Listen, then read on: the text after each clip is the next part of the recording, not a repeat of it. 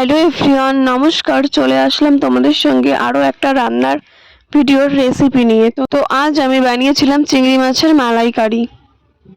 বাবা বাজার থেকে কিছু চিংড়ি মাছ নিয়ে এসেছিলো, তো সেগুলোই ভালো করে ধুয়ে পরিষ্কার করে এই যে লবণ হলুদ মাখিয়ে নিলাম।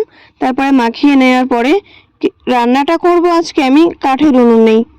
মায়ের তো রান্না সকালবেলা অলরেডি কমপ্লিট হয়ে গেছিলো, কারণ মা যেহেতু বললো আর রান্না করতে পারবে না, কোথাও একটা যাবে, ওই জন্যই আমি বসিয়ে দিলাম। তো কড়াইতে তেল দিয়ে নিচ্ছি, তারপরে তেলটা গরম হলেই মাছগুলো দিয়ে দেব। তো বন্ধুরা, আমি পরে জানতে পারি ভিডিওটা এডিট করার সময় দেখি আরও লাস্টে যে ভিডিও ক্লিপগুলো নিয়েছিলাম সেই ভিডিও ক্লিপগুলো না মানে কোনো কারণবশত ডিলিট হয়ে গেছে। অনেকগুলো ভিডিও ক্লিপ নেওয়া ছিল পুরো ফুল রান্নার রেসিপিটা।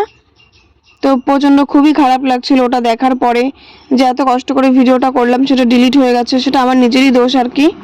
পরে দেখতে পেলাম মাছটা যে ভাজা করে রেখেছিলাম সেই পর্যন্তই ভিডিও ক্লিপটুকু রয়েছে, আর বাদ বাকিটুকুনি নেই। তো বন্ধুরা, এইটুকুই তোমাদের সঙ্গে শেয়ার করলাম। ভিডিওটা কেমন লাগলো প্লিজ তোমরা আমাকে কমেন্টে জানিও।